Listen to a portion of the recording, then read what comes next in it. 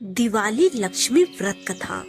दिवाली पर माँ लक्ष्मी और भगवान गणेश की पूजा की जाती है। दिवाली पर लक्ष्मी पूजन के समय उनकी ये कथा जरूर पढ़ें। इससे विशेष लाभ प्राप्त होता है। एक जंगल में एक साहूकार रहता था। उसकी बेटी रोजाना पीपल के पेड़ पर जल चढ़ाया करती थी।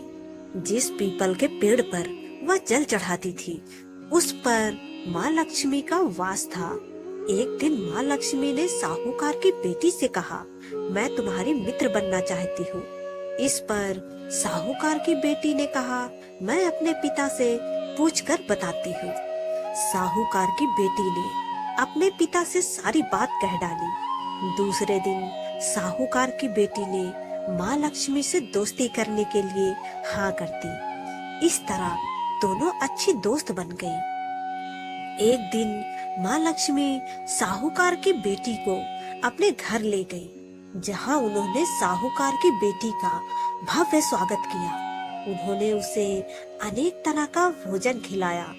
जब साहूकार की बेटी अपने घर वापस लौटने लगी तो माँ लक्ष्मी ने उससे कहा कि अब तुम मुझे कब अपने घर लेकर जाओगी। साहूकार की बेटी ने माँ लक्ष्मी को अपने घर आने का निमंत्रण दे दिया। लेकिन साहूकार की बेटी मन ही मन सोचने लगी कि मैंने अपने घर आने का तो कह दिया, लेकिन मेरी आर्थिक स्थिति इतनी अच्छी नहीं है कि मैं उनका अच्छे से स्वागत कर सकूं। यह सोचकर वह दुखी हो गई। साहूकार अपनी बेटी के उदास देखकर समझ गया। तब उसने अपनी बेटी से कहा कि तुम फौरन मिट्टी से चौका बनाकर साफ सफाई करो। 4 बत्ती के मुख वाला दीपक जलाकर माँ लक्ष्मी का स्मरण करो। पिता की बात सुनकर उसने वैसा ही किया। उसी समय एक चील किसी रानी का 9 लखा हार लेकर उड़ रही थी। अचानक वह हार साहूकार की बेटी के सामने आकर गिर गया। तब साहूकार की बेटी ने वह हार बेचकर भोजन की तैयारी की। थोड़ी देर बाद भगवान श्री गणेश के साथ माँ लक्ष्मी साहूकार के बेटी के घर आई।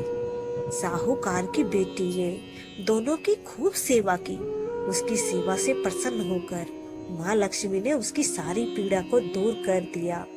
इस तरह से साहूकार और उसकी बेटी अमीरों की तरह अपना जीवन व्यतीत करने लगी।